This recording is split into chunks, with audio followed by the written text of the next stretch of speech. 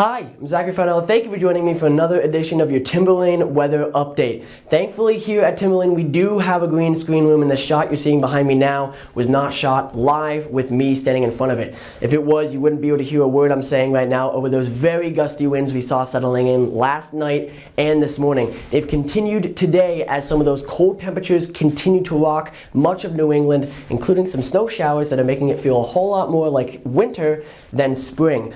Much of the area yesterday saw its high temperature in the mid-morning time, just about 50 degrees for much of our area, but by the time we hit the afternoon time, where much of the rest of the country was seeing their high temperatures, we were only in the mid to low 40s.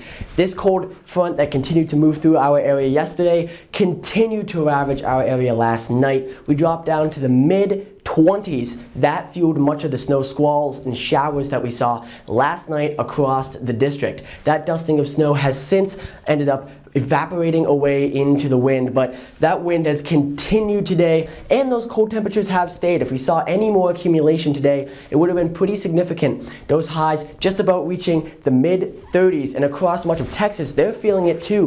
Look at these mid to upper 60s when they should be seeing 70s, maybe even 80s and 90s as far south as the Mexican border. So as you saw that cold front moving across the temperature map, you can see on the satellite map, this is the cold front right here, that streak of general cloudiness. That is what's bringing much of the eastern seaboard very, very cold temperatures, at least compared to what we're used to seeing in March. Trouble continues to brew across the eastern seaboard as we look down towards the Gulf Coast and Texas in general. This area will see a nice low pressure system developing that will continue to ravage our area with some rain, maybe even some snow. Let's break that down on the fronts map. This is tomorrow. We do see a lot of rain across the southeast part of the country, and then towards the midsection of these plains, a low pressure system develops alongside this one down south. These two in tandem end up overpowering the high pressure system that we have, pushing it out of the way and creating this nice line of general warm, cold, stationary fronts, all the fronts you could want in order to create this incredibly messy setup for the start of our weekend.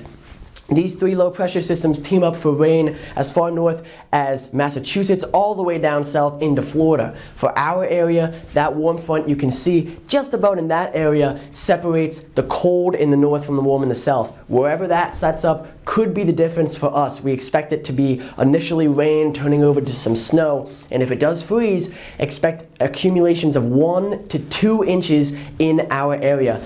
Up in the north, some of those ski mountains may be seeing their last snow of the season, so if you want to ski, now's your last opportunity. Out west, they are looking at another storm system that will impact us later in the week.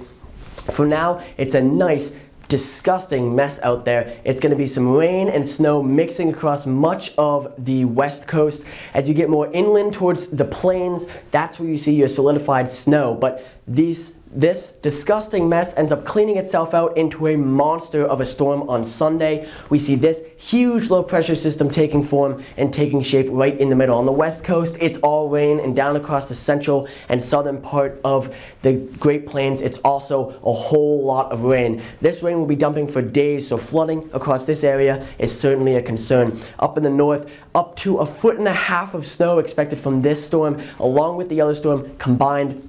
Certainly not feeling like spring if you're in towards Minneapolis or maybe Fargo, North Dakota. As this storm continues to take shape into next week, we'll see some cloudiness and maybe some rain, but let's break that down day by day. For the 5-day forecast specifically, on Friday, we do see some nice sunny temperatures, sunny conditions, and generally mid to low 40s for the temperatures. Saturday and Sunday and Monday and Tuesday, you can keep listing out the days as long as you'd want. We're seeing those low 40s across the board, but Saturday we see rain mixing into some of that snowy conditions. Again, 1 to 2 inches of snow expected across some of the district. But Sunday, Monday, Tuesday, we see those cloudy conditions moving in across the area. That is where you can expect to see a couple rain, maybe some snow showers late, but generally some rainy conditions with some not so nice springtime weather. On Wednesday, we see the rain begin to pour and the temperatures begin to climb. Thursday, Friday, continuing to see that warming pattern as some general cloudiness and rain showers move over our area. Saturday is the one break from the pattern. Next Saturday, about a week out from now, we can finally see maybe a springtime day. Some peaks of sunshine from behind some of those clouds and getting up into those mid-50s that we've been longing for so long. However, we see the pattern return on Sunday with a mix of rain and snow as we get in towards the mid-40s once again. Thank you very much for joining me. I'm Zachary Farnell.